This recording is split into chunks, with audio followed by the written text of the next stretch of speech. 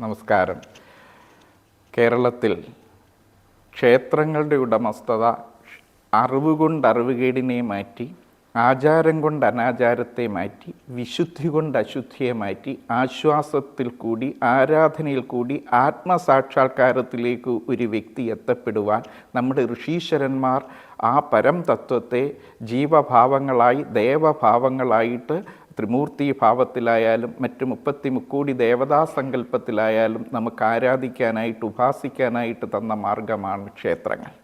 ആ ക്ഷേത്രത്തിൽ എത്തുന്ന ഓരോ ഭക്തനും ആ ക്ഷേത്രത്തിൻ്റേതാകുന്ന ആ ഭഗവത് സന്നിധിയിൽ സ്വയം സമർപ്പിച്ച് ജീവിതത്തെ ധന്യമായിട്ട് ജീവിതത്തെ ക്രമപ്പെടുത്തി ആശ്വാസം കണ്ടെത്തുകയാണ്.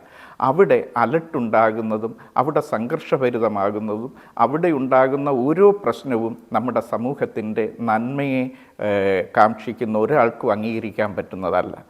അതിൻ്റെ യഥാവിധി മുന്നോട്ട് പോകണമെങ്കിൽ ക്ഷേത്രം എന്താണെന്നറിയുന്ന, ക്ഷേത്രത്തിൻ്റേതാകുന്ന ഭരണം എന്താണെന്നറിയുന്ന, ക്ഷേത്രം ഓരോ വ്യക്തിക്കും എങ്ങനെയാണ് അവൻ്റെ ജീവിതത്തിൽ അവൻ്റെ മനസ്സിനെ ഉണർത്തി ഉയർത്തി അതിൻ്റെ തലത്തിൽ എത്തിക്കണമെന്ന് പറയുന്നവരുടെ കൈകളിൽ ക്ഷേത്രഭരണം ഉറപ്പായിട്ടും ഭദ്രമായിട്ടും കിട്ടണം.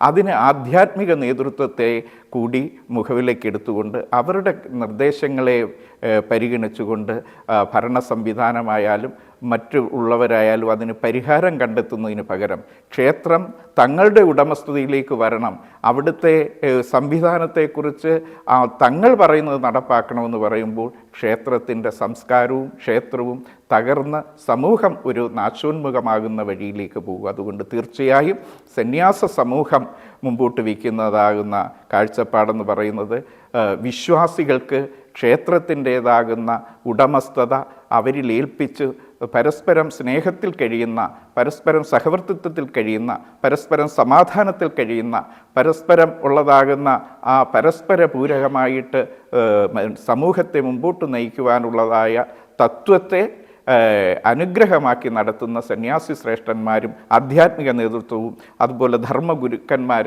തന്ത്രി സമൂഹം, അങ്ങനെയുള്ളതാകുന്ന ആധ്യാത്മികമായിട്ട് ക്ഷേത്രത്തിൻ്റെ ഉടമസ്ഥത കൈയാളുവാനുള്ളതായ പദവി അതിൻ്റേതാകുന്ന അറിവുള്ളവരെ അത് ഏൽപ്പിക്കുക എന്നുള്ളതാണ്. ഇതിന് കോട്ടം വരുന്ന ഒരു പ്രവർത്തനത്തിലും ഒരു സനാതനധർമ്മ വിശ്വാസിക്കും ഉൾക്കൊള്ളാൻ പറ്റുന്നതല്ല എന്നുകൂടി ഈ സമയം പറഞ്ഞുകൊള്ളട്ടെ.